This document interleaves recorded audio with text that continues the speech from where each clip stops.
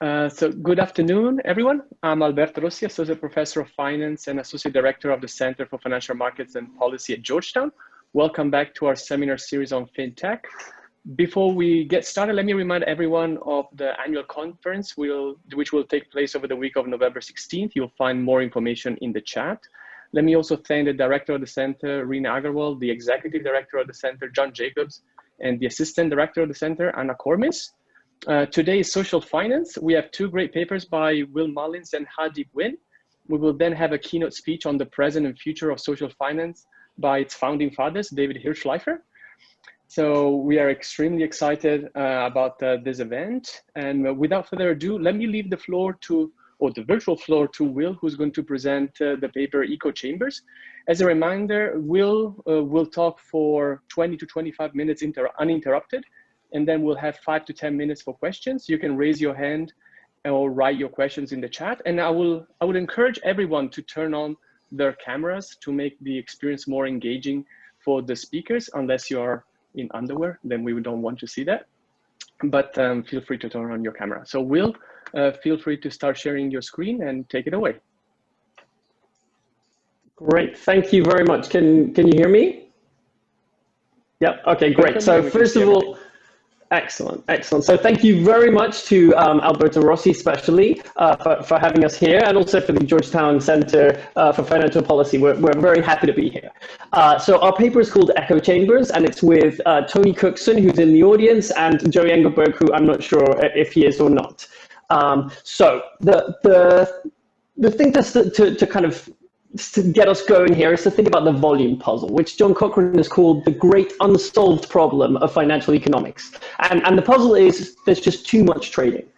So the quote, all these non-information mechanisms, life cycle, preference shocks, rebalancing among heterogeneous agents, preference shifts, they generate trading volume, but they do not generate the astronomical magnitude and concentration of volume that we see.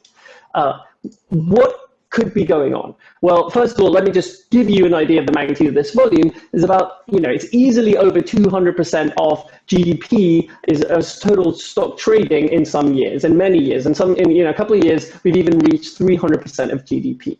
And a popular explanation for this high trading volume is disagreement. Yeah, so the famous Harrison-Raviv 1993 paper suggests that disagreement could be behind this vast volume.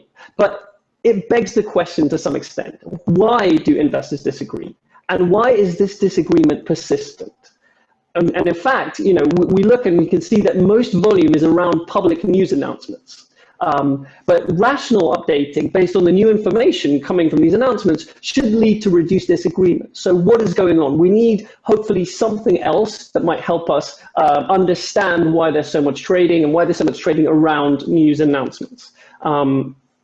So this paper is going to propose a new to finance mechanism that causes persistent disagreement in other settings. We know it causes it in politics and religion, a couple of other kind of more esoteric settings, and this is what we call echo chambers. So I'm going to talk for about 25 minutes because I just have a lot to get through today. But in a nutshell, let me give you an intuition for what an echo chamber really is. So imagine a population of Republicans, the red stick figures, and Democrats, the blue stick figures.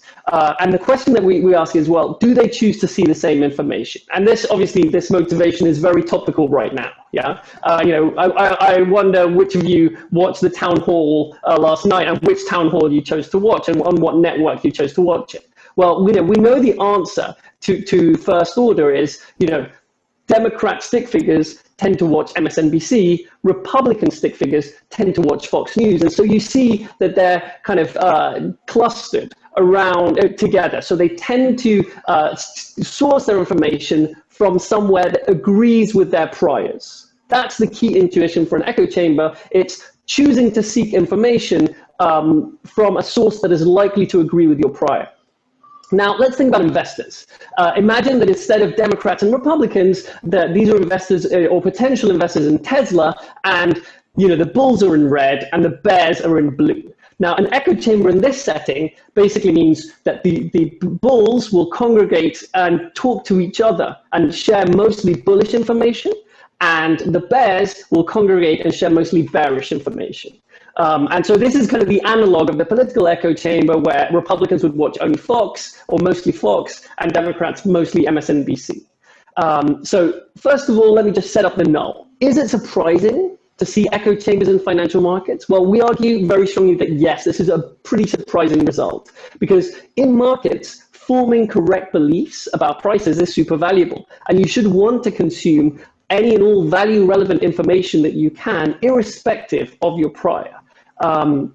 Now, this is not actually true of the other settings in which echo chambers have been studied, because there's no immediate personal incentive to be correct in politics, to have correct beliefs about science, about religion, about the brand of your pickup truck. The consequences are much less direct for being wrong, and the benefits of being wrong may be more direct as well. So our null is that it is surprising that we should not expect to see echo chambers in financial markets, but to ruin the surprise, which I'm sure that all of you have guessed already, we do find echo chambers in financial markets. What do? We look at stock twits. So stock twits is kind of a Twitter for stocks. It's pretty explicitly modeled on that. And it's a social network where people talk about traded assets, and we examine the stock twits universe of approximately 300,000 users, contributing more than 25 million self-labeled posts that are either bullish or bearish. A post that is, has a stamp that says bearish or bullish, and put on by the person posting it themselves. And in a nutshell, we look and see which users choose to follow other users, and the resulting news feed that flows from this choice. So just like in Twitter, if I follow Alberto, every time Alberto tweets, it's going to show up in my news feed. Well, if I choose to follow a bearish investor on Tesla, every time that bearish investor on Tesla tweets, I'm going to see that in my news feed. So that's the kind of the first stage of this paper. And what do we find? Well, we find strong echo chamber effects. Self-described bulls are 5 times more likely to follow a user with a bullish view of the same stock than self-described bears. So, immediately this is saying echo chambers are really pretty strong in this setting, despite our null that it's actually inadvisable to be in an echo chamber for investing. Now, this is also true for professional investors. This is not just a rookie mistake. This is twice as strong for those who actually trade, for those who actually give us clear indications that they actually traded. And it's stronger on news days. So this idea that news days are the days where new information comes out and disagreement can be reduced as we can all rationally update our priors, there seems to be a disconnect with the echo chamber result on news days. Now, what's the effect on the news feed? Well, it's not just following that where we see an echo chamber. Because of who you follow determines your news feed, we see that bulls can see 70 more bullish messages and 15 fewer bearish messages over the next 50 days than bears. And there's a kind of a flip result, a mirror image result for bears as well. Importantly, we also see that stock picks made in echo chambers lead to worse ex-post stock returns. So this doesn't seem to be a good strategy. Listening only to people who agree with my prior seems to actually make me lose money rather than be some kind of very clever, ultra high-dimensional way of beating the market. And we also find that echo chamber behavior is strongly associated with more trading volume. Now, obviously, this is just a summary of the results. Now I'm going to go into more detail as to how we get there. But this is the core of the paper. So now to the data, but first I need to give you some background, very brief background, because there's a lot in this paper and I don't have much time, so I'm going to be quick about it. But just so you can have a visual of how this works, you write in this little box, and then you choose whether you want to make the post be marked as bearish or bullish by moving a little toggle. And here's, a gentleman called Todd Sullivan, and he's saying, something bullish. So he's marked his message as bullish, and this is his message. It's just a specific message, but this is about, Texas Pacific Land Trust, and that's the ticker. And so we would grab this message as one of our messages in our sample, and it's a bullish message about this specific stock. Now, our sample goes from 2013 to 2019. We're actually currently just updating it to mid-2020. And we keep symbol IDs, which are these kind of tickers with at least 2,000 messages, which gives us a sample of about 906 stocks. So, Tesla is a great example. All the ones you can think of, Apple, Facebook, and also 113 other symbols that are not stocks. So Bitcoin, SPY, and so on. There are millions and millions of messages, but for practical reasons, we keep only messages about a specific individual symbol, like this one, which is just about text-specific land trust. And we only keep messages that have a clear sentiment, like this one again, where he's saying it's bullish. I've just realized I've got lots of messages showing up. I think what I'm going to do is I'm going to answer them afterwards. Yeah. Do you keep on going, Will? Don't worry at all about them. Okay, great. Sure. So, we have about 300,000 users with 25 million messages, and we roll them all up to the user symbol day level. So we have about 11 million observations. Okay. So first basic descriptive fact, within user, sentiment is persistent. So let's look at just bulls.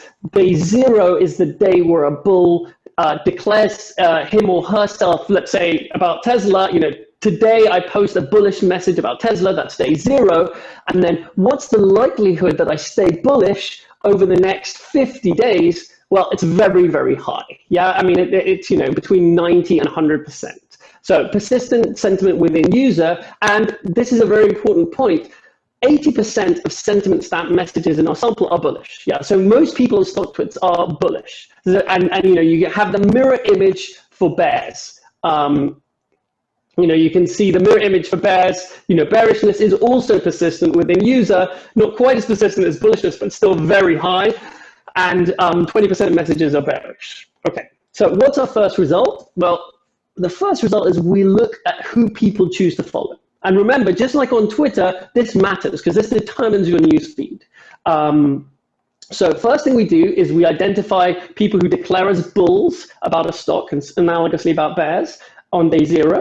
We count the cumulative number of follows on the subsequent 50 days. Yeah, and we define a bull on a specific day if that person sends a message that is bullish about a stock on day T. And so, the analog here is seeing someone declare themselves a Republican or a Democrat today, and then what we're doing is we're seeing if they set their DVR to record Hannity or Maddow tomorrow. So an explicitly, Republican or Democratic TV show on the days after declaring myself as a bull. Okay, so this is a kind of a graph in event time of new follows per declaration. So the person decides to declare bullish on day 0, and then new follows of bulls are this black line, new follows of bears are this dotted line, and you can see there's a clear difference that over the next 50 days, bulls are follow 5 times more other bulls than they follow other bears. And again, this is true for bears. So this is the analogous graph for bears. So they declare themselves as a bear on day 0, and then over the subsequent 50 days, they choose to follow many more bears than they choose to follow bulls. Okay. Now the important thing here is, this is the obvious manifestation of echo chambers. You are choosing to source your information from people who agree with you or who are likely to agree with you.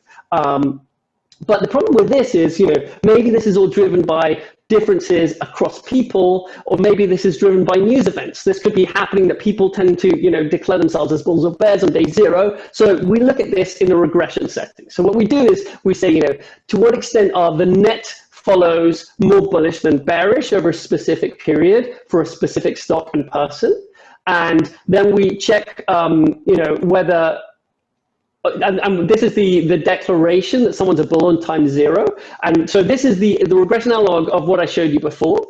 And the key additions here are that we add individual user fixed effects, which is absorbing person level heterogeneity. So it's not good, so our results are not going to be driven by differences between different investors. And we also have stock day fixed effects, which are very powerful control to absorb any news that might be coming out about a stock on a given day.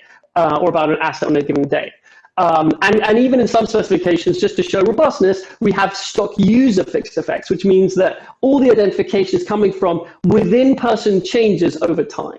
Yeah, so this is a pretty powerful test of whether in follows people are selecting into echo chambers. And here you can see, oops, there we go. You can see, for day t+1 or days t+1 to t+3 or t+1 to t+5. Let me just, for example, explain this result. This is saying that over the 5-day period following a declaration of being a bull, you are 1.73% more likely to, percentage points more likely to shift your newsfeed in a bullish direction than in a bearish direction. And this is a pretty large effect size. So it's about 40% of the unconditional probability of you doing this. Yeah. So we see a strong tendency, even when controlling for individual fixed effects, when controlling for stock day fixed effects, or even here where we have a user symbol fixed effect. This is a pretty robust and strong result. People are choosing to select into echo chambers. So this is kind of the first baseline result. Now I'm roughly halfway through my time. So speeding up, one might think, well, this is the follows, but do people actually pay attention? Well, the news feed is actually going to force them to pay attention because you follow someone and then you see their posts. And similarly for likes, just because something is in my news feed doesn't mean I read it. Recording Hannity doesn't mean I watch it. But a like is a great way of testing this because it reveals not only that a user saw the message and read it, but also that they approved of it. And what do we find when we look at news feeds and likes? Well, the bullish declaration predicts a more optimistic news feed and more likes of bullish posts.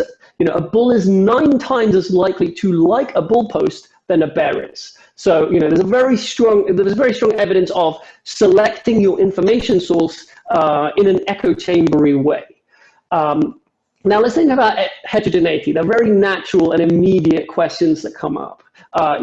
Is it an amateur instinct to have an echo chamber? Is it selective exposure, what we call, selectively choosing to expose oneself to information that matches with your prior? Is that an amateur trait? Well, experience might make these biases less pronounced. But the nice thing is that StockTwits allows people to self-describe their level of financial sophistication in kind of 3 levels: novice, intermediate, and professional. And we find that actually professionals are least likely to select into an echo chamber, but they still do. Yeah. So if we look here, this is an interaction for being a professional investor. It is negative, but it doesn't completely offset the 1.83 percentage points tendency to select into echo chambers. It only reduces it by about 1/3. Yeah. So experience is not. It's not enough to get rid of this effect. What about people who declare that they are trading? Yeah. So what we do is we look through these messages and classify declarations where people say that they are buying or selling from the text of the tweets. So for example, someone might tweet, I just got in to Tesla at $80 or whatever it is. I just closed out of Apple at 120. And in fact, when we look at the subset, we observe even more selective exposure for those who also declare their trades. So a similar kind of dependent variable, again, as all the tables before, it's net new follows. And for the ones who declare themselves buyers and they select then follows more bullishly, and those who declare themselves bears and sellers rather select them follows more bearishly. So choosing to trade, declaring that you're trading, actually intensifies echo chamber behavior in our results. What about news? Well, news days, very important for information. This paper is about where people select their information, how people choose to get their information, but we actually observe more selective exposure on days when there's a lot of news coming out, earnings announcement days. So, here we add an interaction if a dummy for an earnings announcement day, and you can see that it takes the baseline result of 1 percentage point in the sample and it almost doubles it. It adds another 80 basis points to the effect. And if we focus on net new bull follows, we can see that selective exposure is greater for both bulls and bears on earnings days. It's kind of symmetric. And the effect size is about 40% for bulls, about 56% for bears. So clearly news is actually exacerbating selective exposure behavior in our results. And what about if the news is positive? Yeah, so we select, we have a dummy for earnings announcement days where the news is positive. And actually what it does is here there's an asymmetry that generates more bullishness for bulls. So more bullish echo chamber in their follows, but there's actually no effect on bearish echo chambers, for positive earnings announcement days. Okay, then what 5 minutes? Yeah. 5 minutes. Perfect. Then we look at market outcomes. Okay, so what we're going to do is, as a baseline, we're just going to estimate as a dependent variable the abnormal return for a stock in event time relative to declaring oneself as a bull on day 0. And we add day fixed effects, stock user fixed effects, and stock month fixed effects to absorb things like news, heterogeneity across users, and a kind of time series dependence within stock. Okay. And then once we have this return, which is this coefficient beta 0, which is going to say basically when someone declares themselves bullish, how would that investment do on the subsequent days, then we're going to interact this underperformance gap with a measure of how diverse the signals they're receiving from their newsfeed are. So how echo chambery or not their newsfeed is. Yeah. So the idea is, users who see only the same signals, or bullish, for example, so they have no diversity in their signals, are in an echo chamber, whereas someone who widely samples opinion is not in an echo chamber. So what's the baseline result? Well, we see a 1.3% percentage point underperformance over the next 5 days in abnormal returns.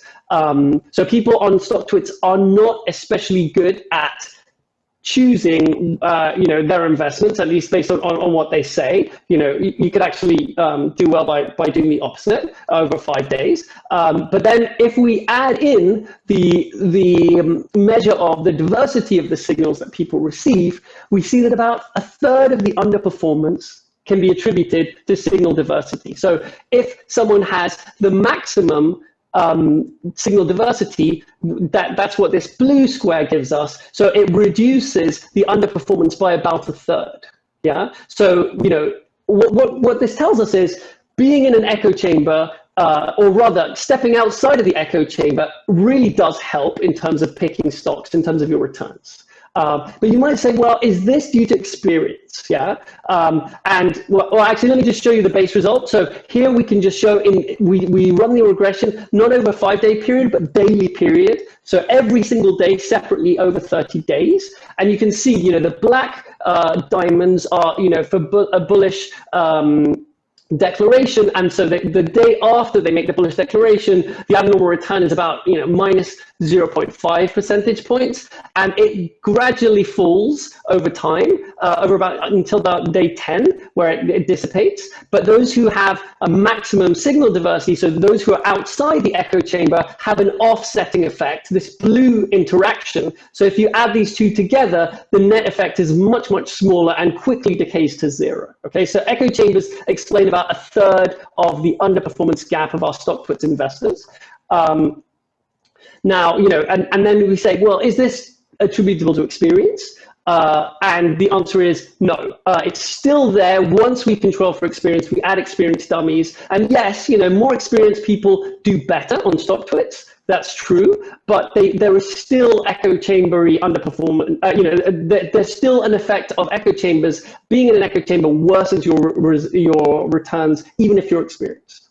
Okay, now final result. I know I don't have much time left. We started out with trading volume, the great unsolved puzzle, and do echo chambers affect trading? Well, a key implication of echo chambers is that you're in an information silo, that you are in a kind of a little bubble of information where people agree. And what does that mean in practical terms? You can kind of measure it as receiving little uncertainty in your signals. All the signals that you receive are are, very similar. And, the intuition would be my newsfeed is in agreement with itself, but it's different from, Bear's newsfeed or Bull's newsfeed. And so we have two different measures based on the diversity of the signals out there, whether people's information is more different from each other and more internally consistent. So more different means received disagreement, more internally consistent means is mapped to received uncertainty.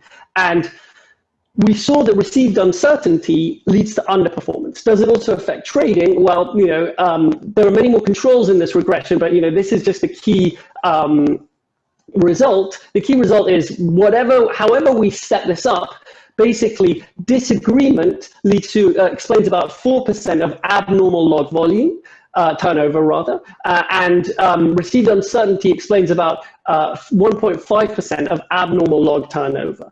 And so, clearly information silos generated by echo chambers are contributing or strongly correlated even after many controls that I'm not showing here, and day fixed effect, month stock fixed effect, a number of message fixed effects capturing attention. They're real drivers of trading volume.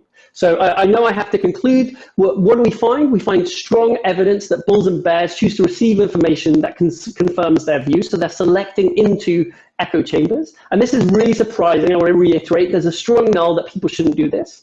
And this null is not true in other settings, but it is true in financial markets.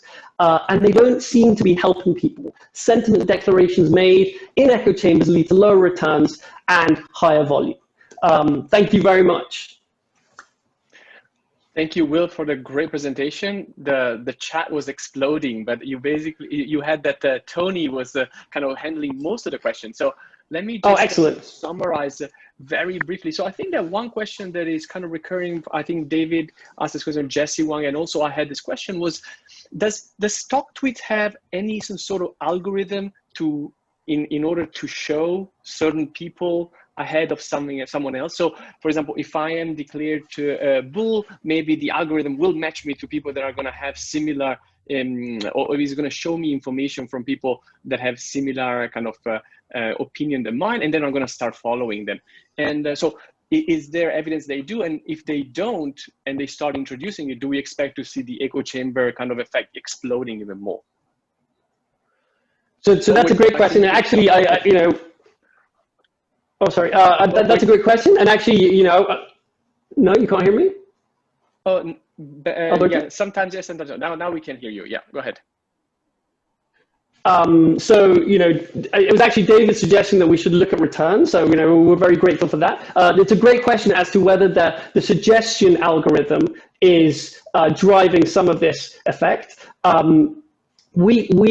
To be honest, we don't know what the suggestion algorithm, how that works, but it's not as strong as Twitter. We've been using StockTwits ourselves. It's nowhere near as strong as Twitter, where you often get suggested follows. We would expect that would exacerbate this, but then, investors have a strong incentive not to do this or to follow people, to search for people who would disagree with their priors. And instead of that, we see them leaning in, even experienced investors, even professional investors. So my feeling is that this would very likely survive any kind of auto-generated suggestion algorithm from StockTwits. But it's something we need to explore further, absolutely. Could I just add one thing? Go ahead. I think it would be an interesting mechanism if that exacerbated the echo chamber, but we're also seeing that this leads to outcomes off of StockTwits. So we're seeing returns as well as volume in the aggregate market. So it's relevant beyond StockTwits as well. Interesting to explore as a mechanism, but we haven't done that yet.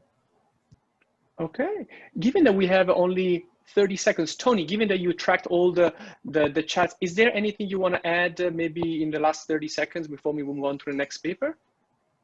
I think there were some really interesting thoughts. Kathleen had an interesting thought about pump and dump incentives, certainly with the return results. That is something that you'd suspect that would be going on. I think the fact that even our professionals who place themselves in echo chambers on this social network seem to be on that same side of the returns is indicative that it might be hard for us to find that.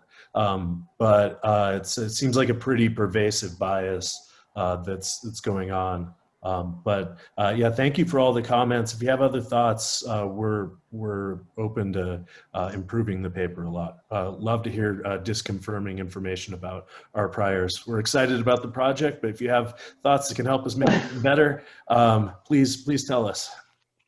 Yeah, thank you so much. And thank you, everybody.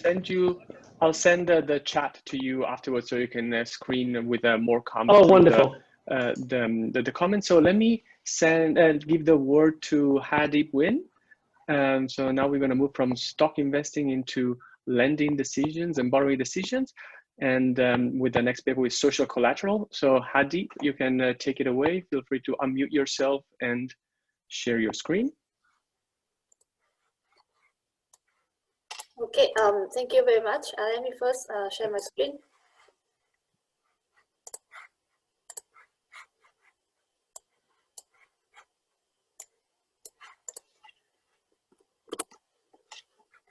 Okay, you see my full screen? Yep.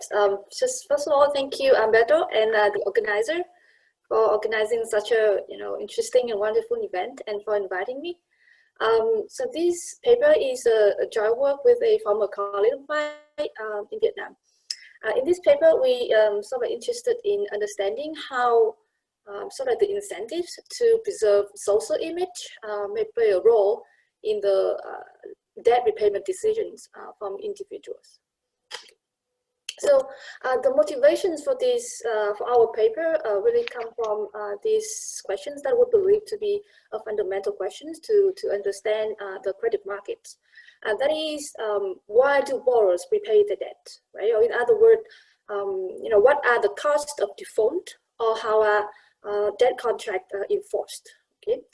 Traditionally, the previous literature focus on these questions by looking at this sort of like more formal consequences, right? In the sense that there are credit market consequences to default. Think about like loss of collateral or like credit scoring, or sometimes they can be legal enforcement. Okay. In this paper, we're gonna sort of like take a different approach and instead focus on this idea about social cost or social image in debt repayment. That is, default may have a significant reputational cost in the sense that that can affect how people in the borrower's social network view them and how they interact with the borrower. Okay, once they see that the borrower default. We believe this is an important question and maybe an important factor in the repayment decisions because, first of all, in general, default or non-repayment can be observed in many social contexts. You can think about like mortgage foreclosure, it's highly socially visible. Bankruptcy are public records, and now we have a lot of instances where we can have credit checks from non-financial entities. So it's given that we also have sort of extensive evidence at the macro level that credit market costs alone cannot fully rationalize repayment behaviors exactly in those instances where repayment can be observed socially. And so therefore it is quite natural to wonder if borrowers do indeed incorporate these social elements into their repayment decisions, and if so, to what extent that affect their decisions. Okay. We have some sort of like indirect evidence in the form of survey. So that is survey by Louis Gales and his co-authors back in 2013. In that survey, they find that people indicate that they would be more likely to default strategically if they know someone in their social network do so. Okay, so that's that's can be an indicative of how people seem to care about that. But so far, we do not have any direct evidence about this, and we don't know to what extent it affects borrowers' repayment decisions. And so what we're gonna do in this paper is we're gonna have a randomized field experiment that can allow us to sort of like start, digging into these questions and unpack this black box and better understand borrowers' repayment decisions. And then additionally, and personally, I believe this is another very important reason that we should study these questions.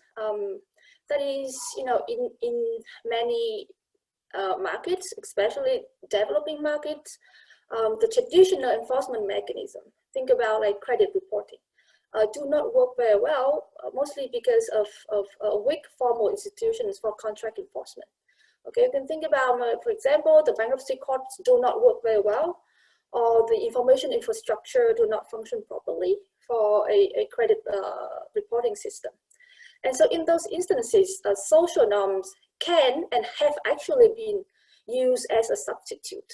Think about that as an informal contract enforcement, making sure that contract can be enforced, making sure the borrower going to be paid, and therefore credit can be extended in the first place. Okay. One sort of notable example. Now I have to say this has been employed in many different markets, but one notable example would be these, Chinese fintech lenders, where they make use of having access to borrowers' social media account or maybe their phone book, and use that as the collateral, so that making sure that the borrowers would repay and honor their repayment. This had actually sort of like enable credit provisions to a group of populations that have been traditionally shut down from the formal banking sector due to lack of collateral or no credit history. Okay, so in that sense, we believe it's important to understand how effective this can be as an enforcement mechanism. And so in this paper, we will be comparing the effects of this social mechanism against the formal mechanism of credit reporting. And so that we can have a sense of how effective they fare to the traditional mechanism that we all know of. Okay. Now, ideally, to sort of like to answer these questions, we need to have some sort of variations in whether the peers or like people in the borrower social network can observe their repayment behavior, right? The main challenge, the key challenge with answering these questions using observational data is that we're gonna have these two-way observations. That is, at the same time, the borrowers can also observe the repayment behavior of their peers. And that's going to give rise to a host of sort of like confounding alternative mechanism. You can think about like they may be, subject to the common shocks, right? Or it can be maybe due to learning, or sometimes it's, other dependent preferences. Okay, and that's gonna make it hard to sort of like to understand or disentangle the effects of reputations on repayment behavior. And so what we're going to do in our paper is that we're going to work with a setting where we do not have these confounding alternative observation channels. And in that setting, we're going to have some random variations in whether the peers can observe the borrower repayment behavior. And that's going to allow us to isolate the effect of social image from all of these alternative explanations. Okay? Because that's going to be the first key result of the paper. Secondly, we're going to have additional treatments in our experiment that are going to allow us to benchmark the effects of social reporting against the effects of credit reporting. And so that we can get a sense of how effective it is as an enforcement mechanism. And finally, we have a rich data on the types of social connections that the borrower have with the observer, and exploiting that variations in the types of social relationships, we'll be able to understand why individuals care about this social image. Okay, so that's sort of like the three key takeaway of the paper, I would say. And if you can remember this, then I'm happy. Okay, and so just before explaining the experiment, let me briefly tell you a little bit about the setting. So our setting is in Vietnam. We work with a bank in Vietnam, and in Vietnam, all banks, this happened to all banks, banks gonna collect social references, usually for cues of soft information about the borrowers when the borrowers apply for credit. Okay, so basically they're going to ask the borrowers to give them some references from their social network, and then the loan officer will contact these people to ask about the borrowers before making the lending decisions. Okay. And so what it means is that these social connections in our settings are verified. This is verified for actual interactions. Okay, so this is important because sometimes, you know, be able to verify that yes, there exist and actual interactions are challenging. And then the social connection in our setting is so diverse in terms of type of relationships. So we have co-worker, so people from the workplace. We also have friends, social friends, and then we have some relatives. Okay, so this is going to be the key to help us understand why, okay, why they care about social image. And most importantly, we work with existing borrowers, and so these social connections existed before and independent of our interventions. Okay, so that will be unlikely that they will be able to manipulate this in anticipation of our interventions. Okay, now within this setting, we work with our partner bank, and we launch a program. In this program, we start with 10,000 borrowers who are randomly selected from the pool of borrowers of the bank. For each of these borrowers, they're going to have 2 to 4 references on file at the bank. And so we randomly pick one of the reference among this set of references. And then we ask the borrower, do they agree to allow the bank to notify the assigned reference in case they become delinquent? Okay. Now, obviously, some will say no, and some did not even respond. We're going to group this into this sort of negative group. Our main treatment, okay, our treatment is going to mainly focus on the borrowers who agree to this sort of like this deal, okay. And we're going to randomize our treatment among these set of borrowers. We're going to have the main treatment group. This is the group of borrowers who say yes, and then will actually have the disclosure if they become delinquent. We're going to have the main control group. This is the one who said yes, but ended up having no disclosure. Okay? And the borrowers know this. They know their assignment in making their repayment decisions. So if you think about this, when we compare between these two groups, because they both agree to the treatment, and so they sort of like, you know, the same type, at least, you know, regarding the view of the social image, right? But then due to the pure randomness of our treatment, of our assignment, okay, one group would have the disclosure and the other does not. And so when you compare between these two groups, you can control the selection effects, and that's going to give you an estimate of the treatment effects. Okay. On the other hand, when we compare this, you know, control group C and the negative group N, they both, you know, do not have the treatment, and that is random, that they do not have the treatment, but they chose differently. Okay, they chose to say yes and they chose to say no. And so when you compare between the two groups, that's going to give you an estimate of the selection effects of how the two types of borrower might be different. And finally, we're going to have 2 additional treatments, and they will serve as the benchmarking treatments that going to help us, you know, understand or sort of like quantify the effects of the main treatment. Okay, so as you can see here, the design of our experiment help us, you know, try to get at the 3 main questions that I set out earlier.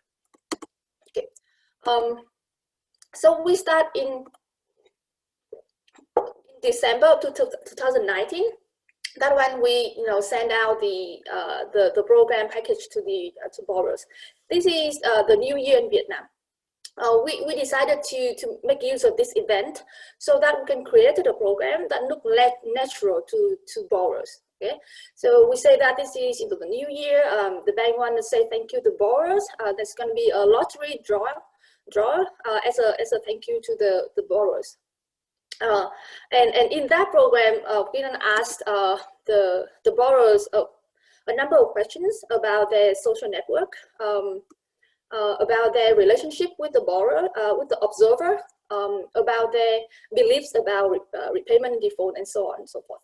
And finally, we asked them, you know, do they agree to this, you know, this treatment that, you know, if they become delinquent, they can be reported to their, to their references. Okay?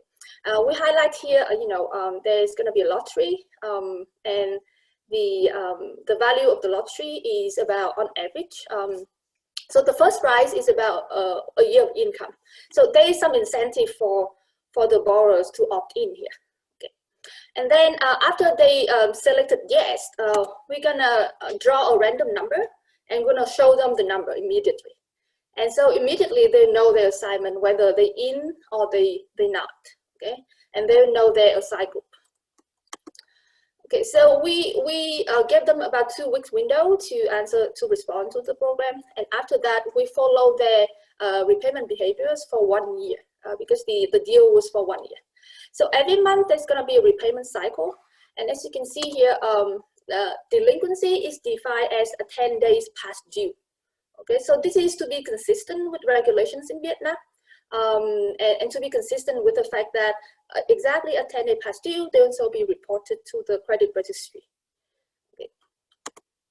So this will be our main outcome variable. Okay. So now I'm just gonna briefly, show you some of the key results of the paper. The first one is the main treatment effects. In the sections, when we compare the main treated group, which is the main control group, we see about 2.2% reductions in delinquencies in the treated group. But that's about 20% relatively to the base delinquency rate. If you look at over time, and if you look at panel data, the effect is about 30%.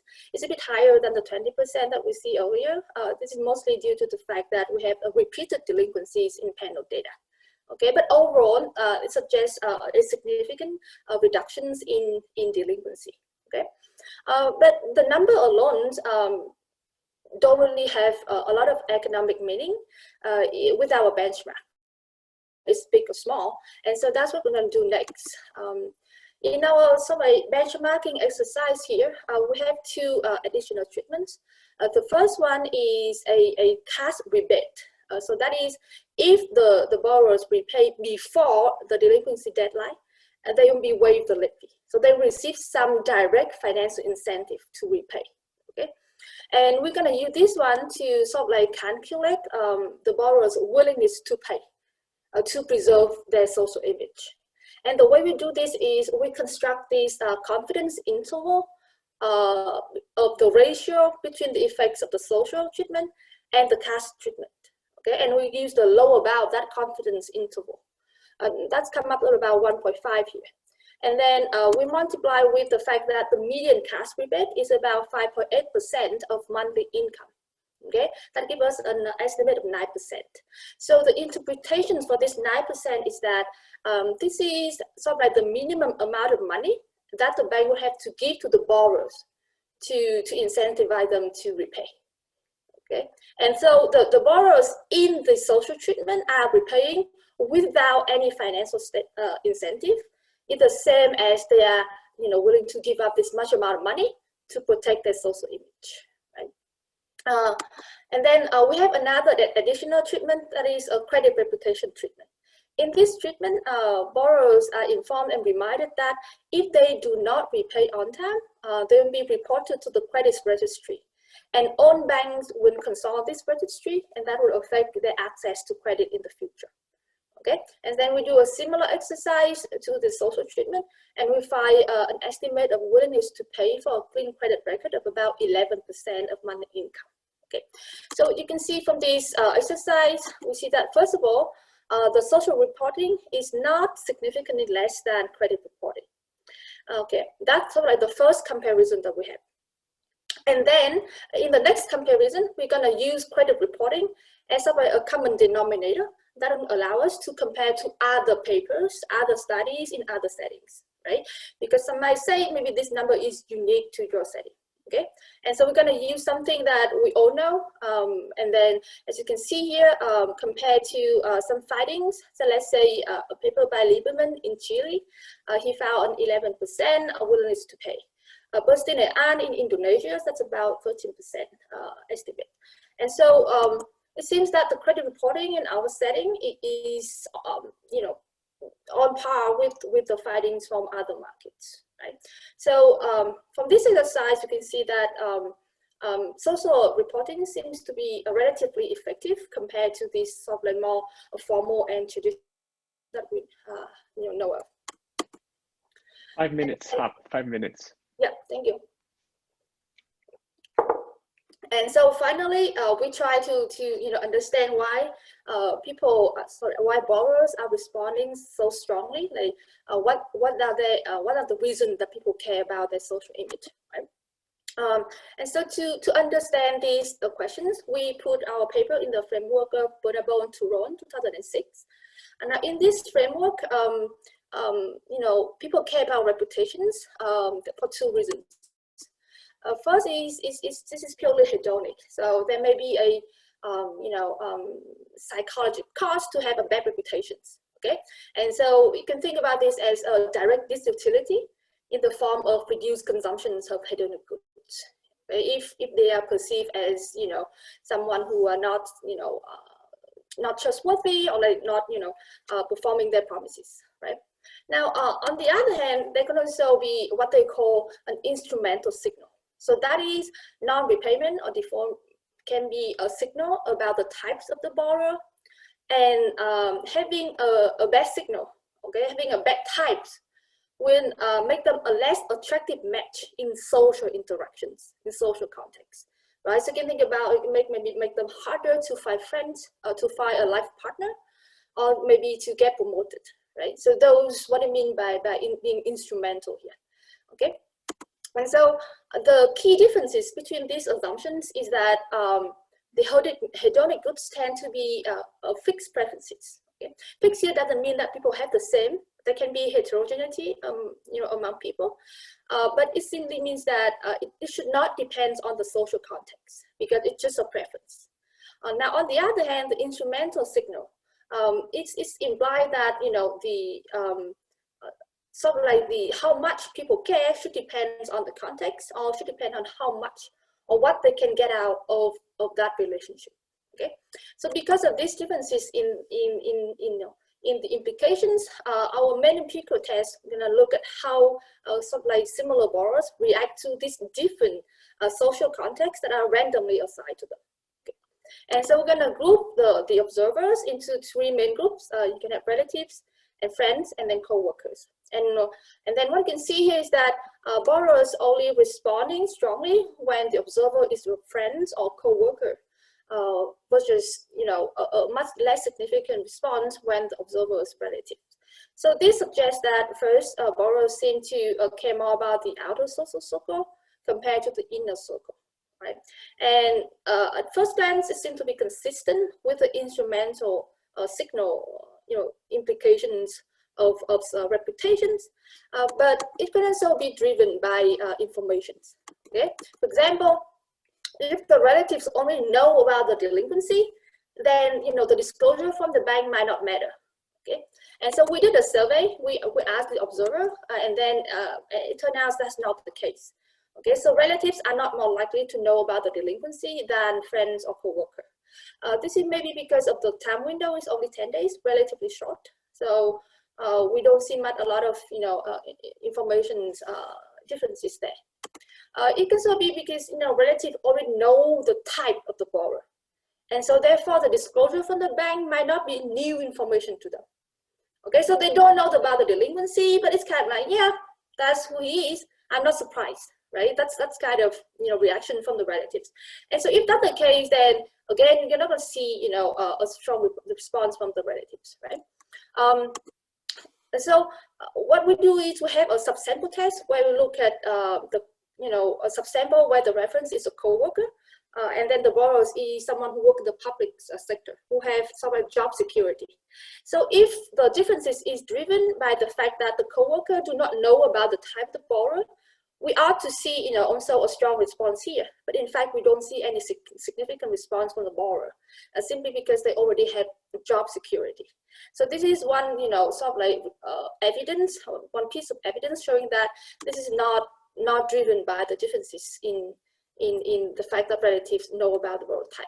Okay, and then because the observer are randomly assigned, we don't think that different hedonic preferences can explain this, especially if it's idiosyncratic, right? And so we believe that the evidence is consistent with the instrumental value or instrumental signal of reputations. And we have a number of other tests to further support that, and then to show specifically in what context matter. So like, for example, in the labor market, we find that borrowers with lower job security are responding much more strongly, suggesting a career concern incentive here. We also find that single males are responding much more strongly if the observer is a friend compared to if it's a relative. And we interpret this as a strong evidence for marriage market incentives because financial security, financial strength seems to be valuable in the marriage market, especially for male. Okay, and so overall, we just in this paper, overall we find that there seems to be a strong incentive to preserve the social reputations, and that does play a role in the household default decisions. We find evidence that this is mostly coming from the instrumental role, such as in the labor market or in the marriage market. Okay, we believe that this is an important research question, especially given the fact that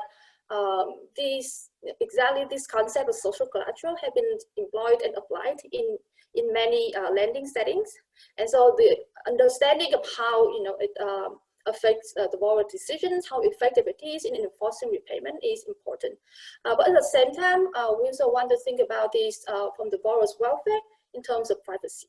Okay, when designing the market. Okay, thank you so much. Thank you very much, Hadi, for the great presentation. So we have a couple of questions. One of them comes from Dong Chen, who's asking, what is the external validity of the research, in a sense, like how do we know how much culture plays a role in the importance of social image in the contract? And so do you think that this would extend across all different societies? So I believe that there are going to be differences in how important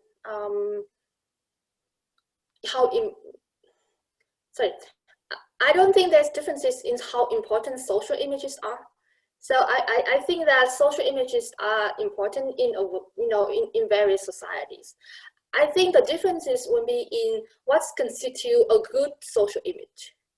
So in the sense that perhaps due to cultural differences, maybe non-repayment in some society will be considered worse than in other society.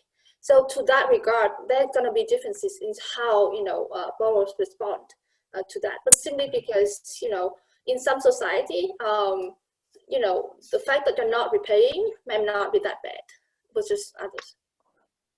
Okay, then the second question, we had on this series the paper When Fintech Meets Privacy. I don't know if you're aware of this paper by Hirshleifer. Yes. So basically what they find is that actually when social circles are targeted, when people are not paying their debt, they find that people start defaulting more on their debt. So effectively, they kind of retaliate against this misuse of their personal information. So how do you kind of square your results? Is it an ex-ante compared to ex-post kind of social image effect? Yeah, so yes, I know that paper, and I think that's of course a very interesting finding.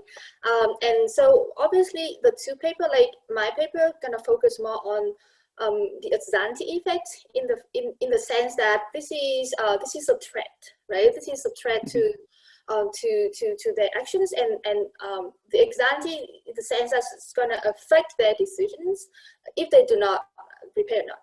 Now, exposed, once this information is already released, then in some sense the sort of like the damage has been done, and so in that sense I think it might be actually optimal for the borrowers to stop repaying because there's some financial gain, whereas the social cost has been incurred already.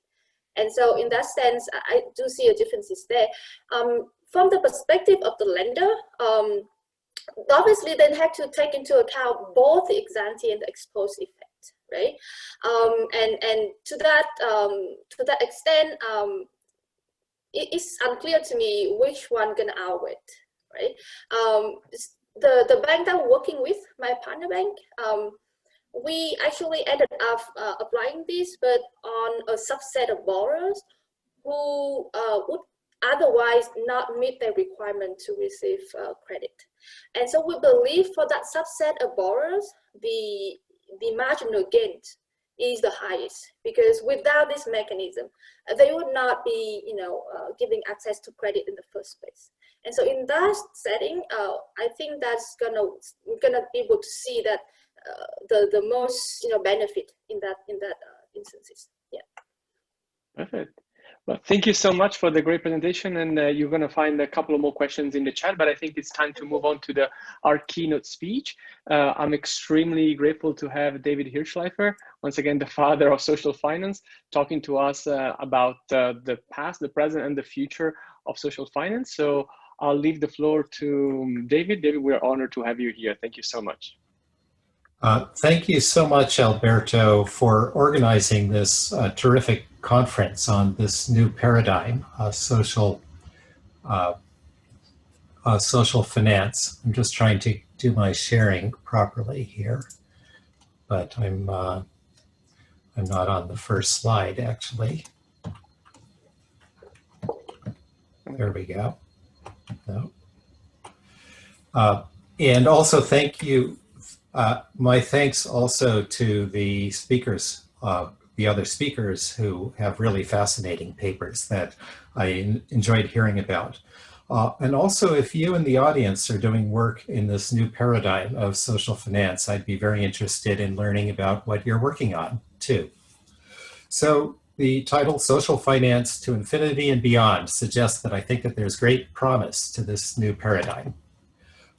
And I gave an AFA presidential address relating to this topic, and there is overlap. This talk is much briefer, but is also broader in certain ways. And here's a link to the transcript. These slides are posted, so you'll be able to access that link if you're interested in the longer address as well. So this is a bit of a call to arms in favor of social finance and social economics and finance in the promise that is there to this new paradigm. So I'll argue that a missing chapter in finance theory consists of the social processes that shape economic thinking and behavior. So social economics and finance studies how social interaction affects economic outcomes. So it recognizes very simple points that people observe to each other and talk to each other. Where talking includes textual communication, social media, and so on. It recognizes the importance of socially emergent phenomena. And this is a very rapidly growing field, a vibrant new paradigm, and these papers in this conference illustrate that. So looking at the most recent previous paradigm shift in economics and finance, which was from classical finance to behavioral finance. But in behavioral finance, our path from assumptions to conclusions is often very direct. So empirically, we see evidence suggesting that investors trade too aggressively, that they buy lottery stocks, disposition effect, and so on. And then we model this by assuming bias, belief biases or preferences that rather directly induce these effects, in the sense that you can look at the individual bias or preference, and it's basically a bias toward doing each of these behaviors. However, crucially, attraction to a behavior is not the same as a preference for that behavior or a belief that that behavior is good. So, for example, moths are attracted to flame and to light bulbs, but that's not because moths have a preference to burn their wings in the flame or because they have a belief that being close to light is a good thing. Instead, moths have navigation systems which get fooled by nearby light sources. It's a malfunction, and it's an indirect effect. It's not a direct preference or a direct misbelief. So often the true explanation for a behavior is indirect, unlike most of our behavioral finance models. One kind of indirect effect, an important kind, is social emergence. So social interactions generate indirect effects on behavior. And by social emergence, I mean that the aggregate outcome is not just an expanded version of the individual propensities. An example of this is death spirals among army ants. So army ants sometimes get stuck in these cycles where they walk in circles for days and days until they starve to death. And these can sometimes be hundreds of feet wide. Now, this is not because ants have a preference for walking in circles or a belief that walking in circles is a great way to get food. Instead, what happens is that ants have individual level instincts which look completely different. So the individual level instinct is to randomly forage to try to find food and to follow other ants, which then often leads to the food source. But the problem is that if the ant that is at the front of the line accidentally starts following the ant that's in the back of the line, then they may start walking in a circle and get stuck circling. So it's a malfunction in the individual level heuristics when it aggregates up to the social level, much in the way that a stock market bubble is dysfunctional and can emerge from social processes. So this new paradigm of social finance, I'll argue, is what comes after the behavioral finance paradigm. And this involves an understanding of social transmission processes and social emergence. There's a great deal of evidence that social and cultural characteristics affect economic and financial behavior. So things like culture, moral and religious attitudes. So there's a large amount of evidence that these things affect things like economic growth and development, risk-taking behavior, stock trading, dividend choices by firms, much too much for me to talk about today. Even in those cases where there's a fairly direct path from an investor's belief bias to the investor's behavior, or from preferences to finance outcomes, there's still the question of where do these biases and preferences come from? And in classical finance and in behavioral economics and finance, these things are exogenous. However, in fact, we see there's a lot of evidence that these preferences and belief biases vary across countries, cultures over time. And in other words, these things are culturally malleable. So that means that really we should be trying to explain this variation too, because this is a part of the variation in economic outcomes. So if we are economic and financial scientists, we want to explain the variation in outcomes. So such central issues should be studied even if they cross arbitrary disciplinary boundaries. That means in turn that we should be trying to endogenize the evolutionary processes that shape culture and its effects on economic behavior. So social finance, I'll identify here some key intellectual building blocks of social economics and finance without claiming to know about all of them. But three important building blocks are social networks, folk economic models, and social transmission bias. You know, social networks among these is the one that has had the greatest publicity, and I'm sure that you've all come across research and discussion about the importance of social networks. So I'll especially emphasize folk economic models, which are basically theories about how the world works, and social transmission bias. For folk economic models, these could be rather mundane beliefs about which variables are correlated or how cause and effect works. They can be rather simple units, or they can be elaborate ideologies, such as the growth investing philosophy or the value investing philosophy. Sometimes these folk models are supported by narratives, vivid stories about tales of events that happen to people. And social transmission bias, I'll talk more about. So in regard to folk economic models, their understandings of how the world works. So for example, belief in heaven and hell is an understanding of how things work. Punishment if you do something wrong. Punishment that goes beyond just your friends and acquaintances not thinking highly of you. or there's a folk model, the trend is your friend, that returns tend to continue over time, or the opposite, the buy on the dips recommendation, the idea that returns tend to reverse. So these folk models of the world can spread from person to person, and they can spread with transmission bias. So there can be systematic tendencies for one theory to spread more readily than the other under some circumstances. There's also competition between folk economic models. And it is this competition that leads some to become more prevalent or less prevalent relative to others.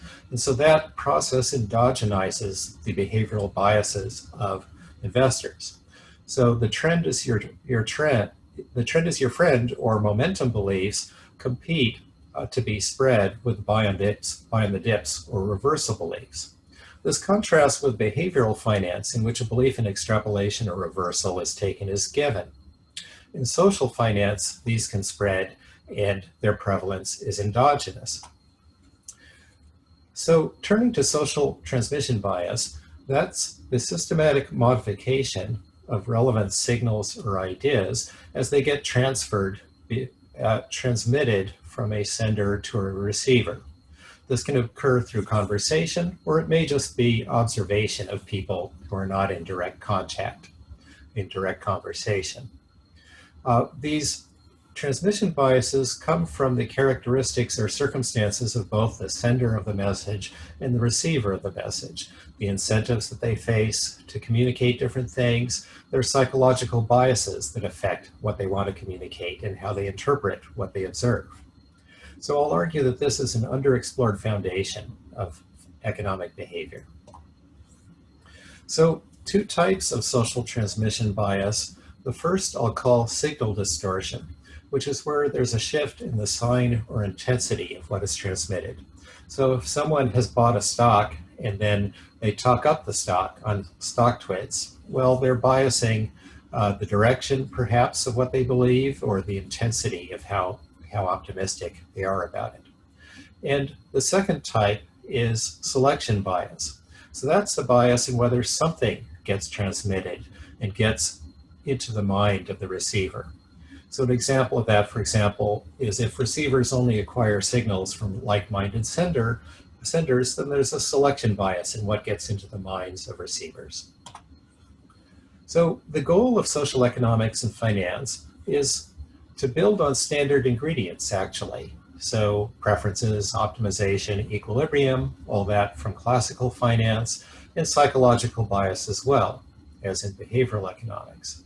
And as in behavioral economics, we want our assumptions to be well motivated, based on psychological evidence, based on evolutionary plausibility. And then building on that, we want to capture systematically and tractably not just direct effects, but socially emergent effects. So we have these three main building blocks, and I'll start with the first main building block of social finance, social networks. So one basic point that relates to social networks is that there's contagion in financial behaviors, in financial ideas, and financial information in markets. So there are rational models of contagion, there are imperfectly rational models. There's a large amount of evidence now of social transmission of beliefs and behaviors, and that these occur among various social networks, the investor social network, managers, boards of directors, information about evidence and models of information sharing about securities as well. But I'll especially emphasize emergent properties that come from transmission across social networks. So the sheer fact of contagion, well, maybe ideas get transmitted exactly the way they should get transmitted, that the good ideas get passed on and not the bad ideas. Well, but if there's transmission bias, then maybe not. Maybe things don't work so nicely. And so as one example, in a paper of mine co-authored with Bing Han and Johan Walden, there's a social transmission bias that causes overconsumption. And in fact, there's no individual propensity to overconsume, but because of social interactions, this emerges socially. And there's a positive feedback that's occurring socially as individuals are passing information, are observing each other and obtaining information from observation from each other. And this positive feedback effect is operating through the social network. And in consequence of that, the social network, the properties of the social network affects the outcomes. So if an agent is more central in the social network, the social feedback effects on this agent are stronger, and so such agents end up consuming more. And furthermore, to the extent that the overall social network is more deeply connected, then that also amplifies the feedback effects, and that leads to greater per capita overconsumption in the population as a whole. So these feedback effects are inherently social. These implications about agent centrality or network connectivity are not things that can be derived from a behavioral finance model. This is inherently a social finance phenomenon. So another major building block, I've argued, consists of folk economic models. So, for example, a direction for study in social finance is whether financial swings, booms and busts, swings in investor sentiment can be explained by the shifting popularity of different folk economic models. For example, some folk economic models emphasize the importance of thrift and savings. Others are pro-consumption, the value of display and excitement of spending. Does that affect variation in savings outcomes? There are folk models that promote value investing, the value philosophy versus the growth investing philosophy. Do swings in the popularity of these ideas affect the returns on value versus growth factors? Ideas about the excitement of speculation versus the importance of safety. Do these bring about booms or flight to safety episodes? And Robert Shiller has written vividly about new era ideologies and their association with market bubbles. So an example of possible application of folk models to finance is that there has been application of epidemiology models, called compartmental models, to the spread of folk economic models. So the epidemiology models are about the spread of infectious diseases.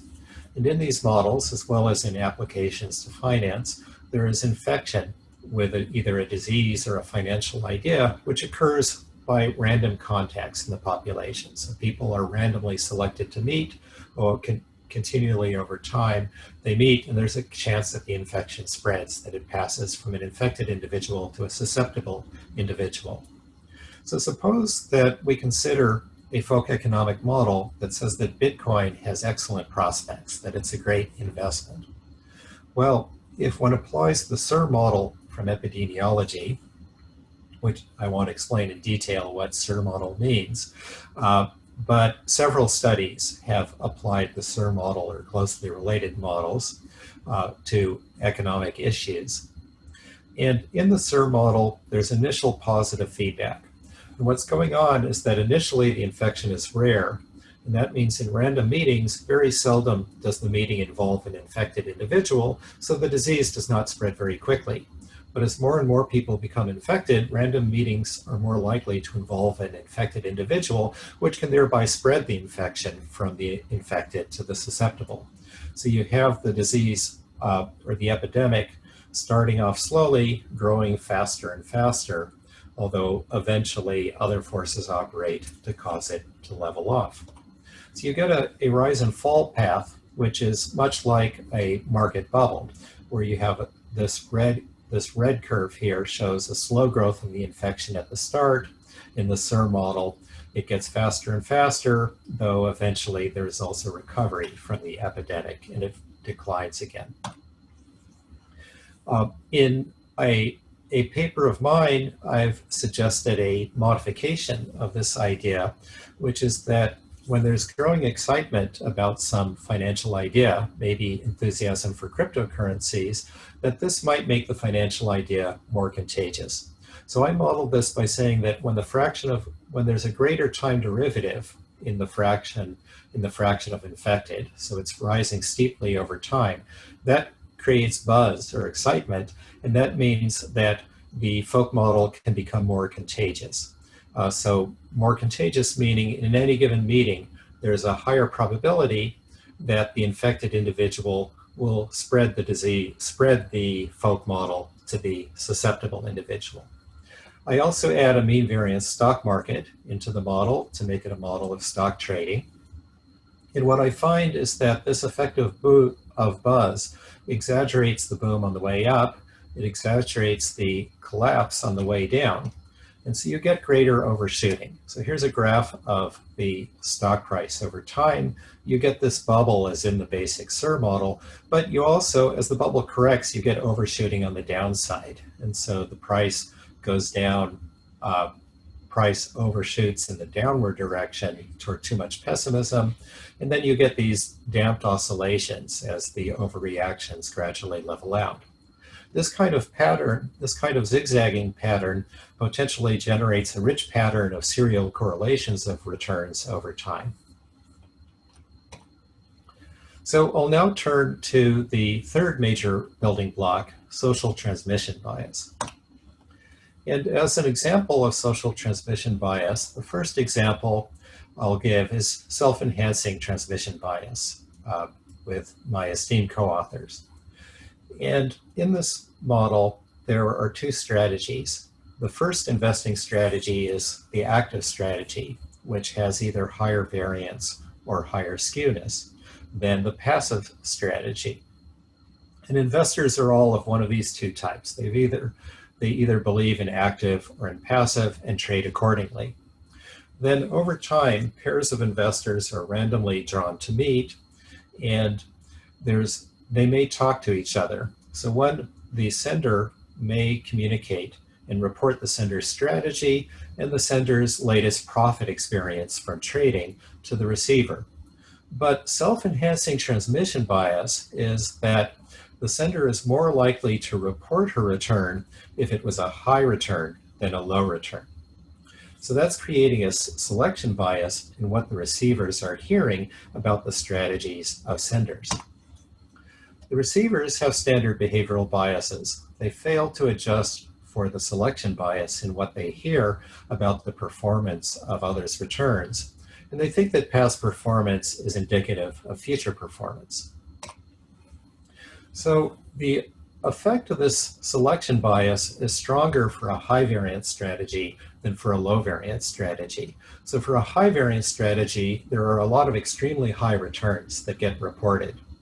So in consequence of that, receivers tend to become especially persuaded by high variance strategies.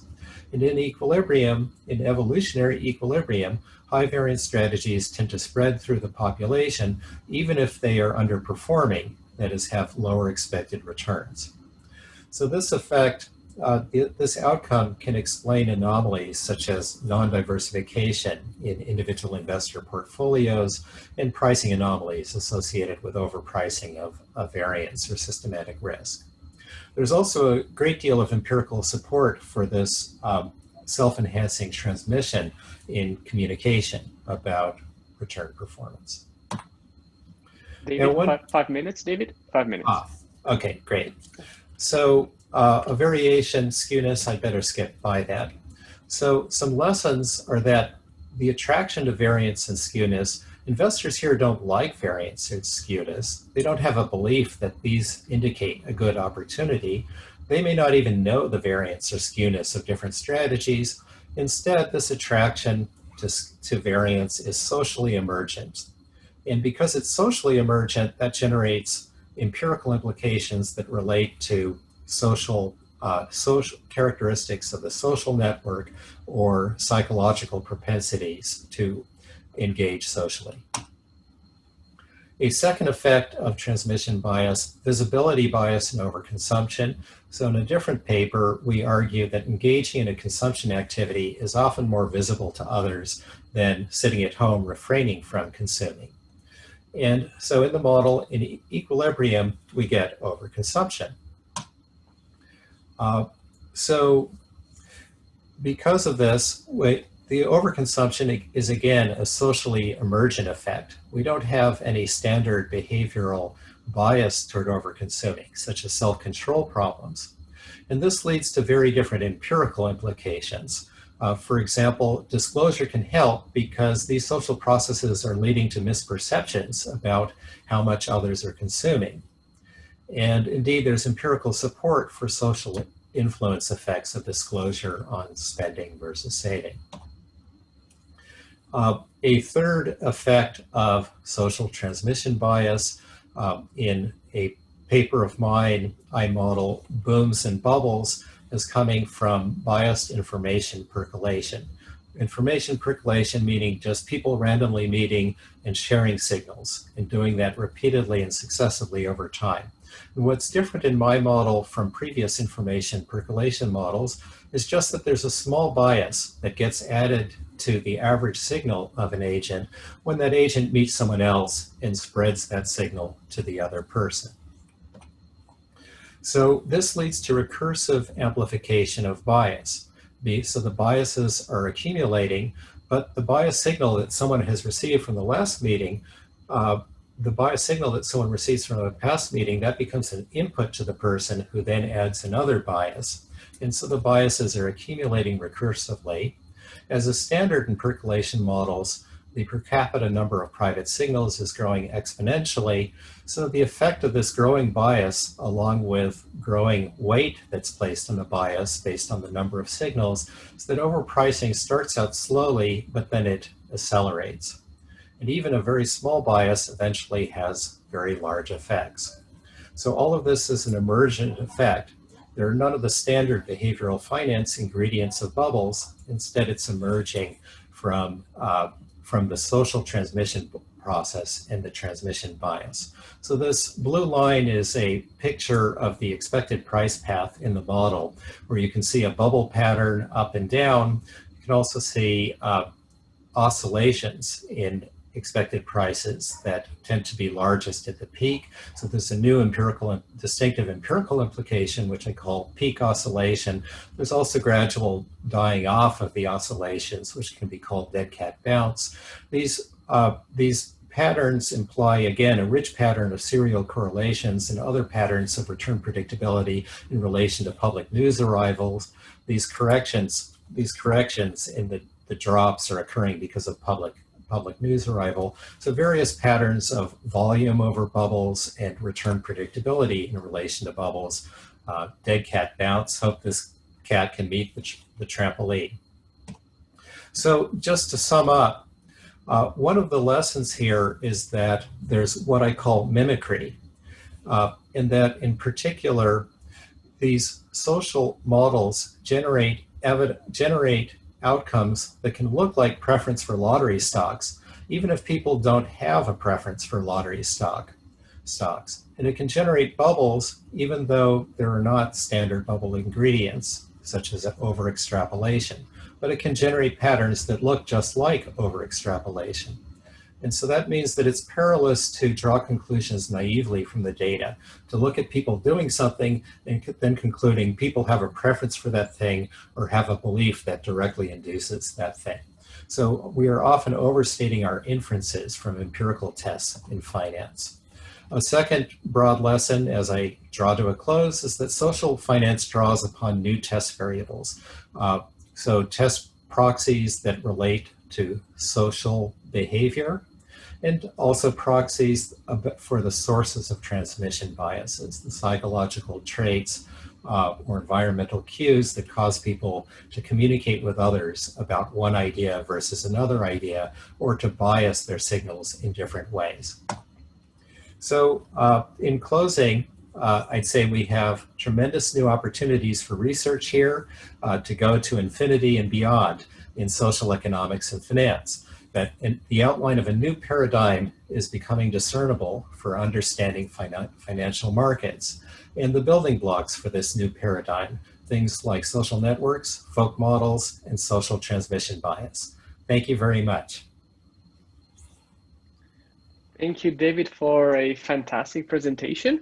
If someone wants to intervene and ask a question, want to raise their hand and ask the question directly to David, please feel free to do so. And well, I have a question. So how much do you think the study of social finance will have to dig deeper, going back to also Hadip's presentation, is going to have to dig deeper into the cultural aspect? So it may be that different culture are going to give rise to different social transmissions and social biases simply because culturally people are used to interacting differently. Yeah, so there's a well-developed body of empirical literature that looks at how different cultural traits affect outcomes, both in the aggregate and also looking at different individuals that have different cultural backgrounds. And so that's there and will continue to grow. But I also think going beyond that, that we need to understand what are the sources of these cultural traits, because they do change over time. They change for individuals as individuals emigrate to different countries, for example. We see really radical changes, surprisingly rapid changes over time in many societies too, in terms of shifts in religious beliefs, shifts in tolerance for minority groups. And so this is an evolutionary process. These processes are sometimes very slow. So, for example, religions can sometimes persist for thousands of years, and yet other times there will be religious reformations that spread like wildfire. And excitement about financial ideas sometimes spread like wildfire, such as sudden excitement about cryptocurrencies. And so that means that it's important that there's macroculture and microculture, and we need to understand macroculture in terms of the microcultural processes. And these are processes by which cultural traits get transmitted from individual to individual. There's also macroculture in the sense that you can have large ideologies, such as entire religions, or you can have very narrow ideas, such as buy on the dips, or bull markets climb a wall of worry. So you can have these very small ideas.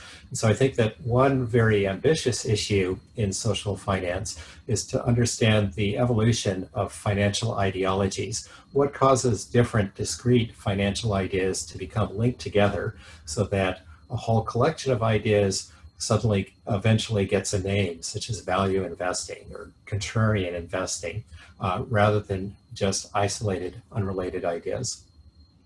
And in some of my writings, I've argued that the idea that investors are subject to short-termism is actually a whole combination of different ideas that are logically do not have to be connected, but emotionally they feed on the same moral attitudes, and therefore they become combined into financial ideologies. Perfect, thank you. And then we have only time for one more question. This question comes from Austin Moss, that I think is kind of asking you for a research idea. He's asking, I'm struggling to think of an empirical project in this area. Do you have an example of an empirical research question that someone may ask that would really contribute to contribute in this area, or maybe contribute to testing empirically some of the theoretical models that have been developed? Yes, well, to build on shameless self-advertisement, this percolation model that I've described has several untested empirical applications, and of course I would welcome someone testing those. But really there's a very rich set, I think, of implications that come from transmission bias. And I think that the papers today have raised rich directions that have certainly not been closed out. So the idea of filter bubbles or echo chambers, and how does that affect trading? It can certainly be taken further, and the idea of social image and what weight do people place on social image. I think that these are both going to be significant streams in the future. There's a lot more than what I'm saying. That's just a couple of things that jump to mind. Perfect. Thank you so much, David. Thank you, Will, and thank you, Hadi. And thank you, everybody from the audience. You made a fantastic event out of this, and I hope to see you again. The next event for us is going to be on October 30th. It's going to be man versus machine. So we're going to be comparing machine learning algorithm against individuals in forecasting earnings, for example, or making or deciding which patents are more innovative. So I hope to see you then. And I wish everybody a great weekend and see you soon. Thank you.